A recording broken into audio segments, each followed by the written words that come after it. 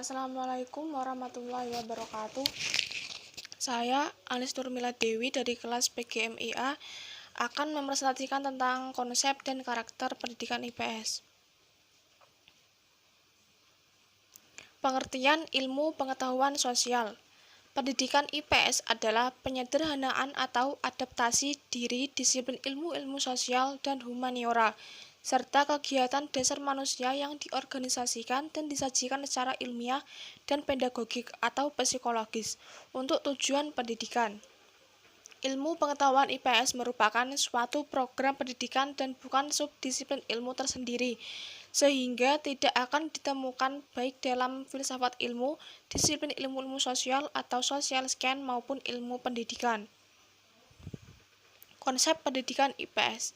Ada beberapa konsep istilah dalam pendidikan IPS, yaitu meliputi yang pertama, ilmu sosial atau social sciences, yang kedua studi sosial atau social studies, yang ketiga ilmu pengetahuan sosial atau IPS.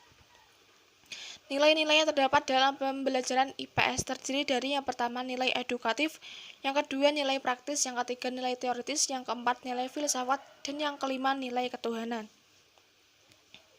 Dalam ilmu pengetahuan sosial dibagi beberapa cabang, yaitu yang pertama hubungan sosial, yang kedua ekonomi, yang ketiga psikologi, yang keempat budaya, yang keempat sejarah, 5 geografi, yang ketujuh politik.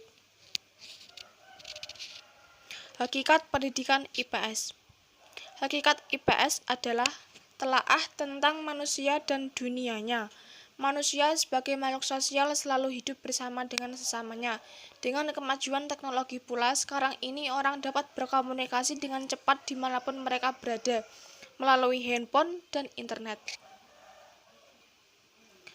Hakikat ilmu pengetahuan sosial mempengaruhi terhadap pola kehidupan penduduk yang ditempatinya.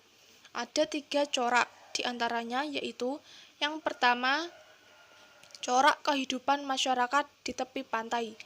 Yang kedua, daerah dataran rendah, misalnya Karawang, Bekasi, Indramayu, Subang, dan sebagainya. Dan yang ketiga, daerah pegunungan. Tujuan pendidikan IPS.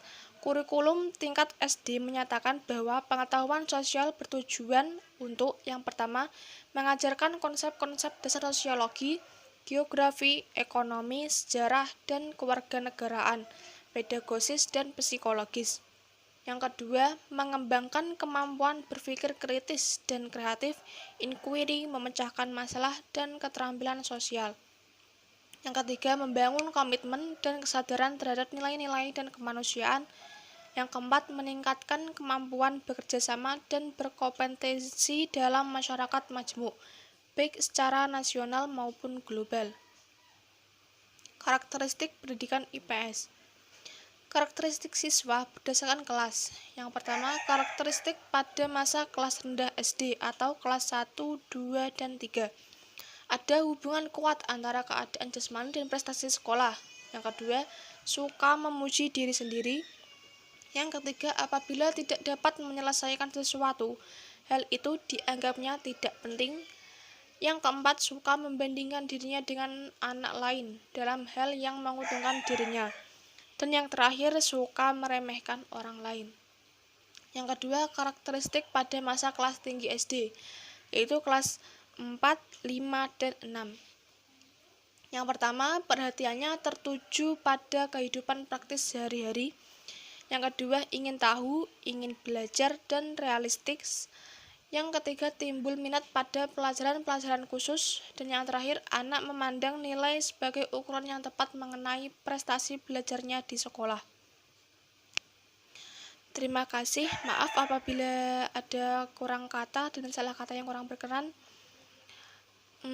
Wassalamualaikum warahmatullahi wabarakatuh.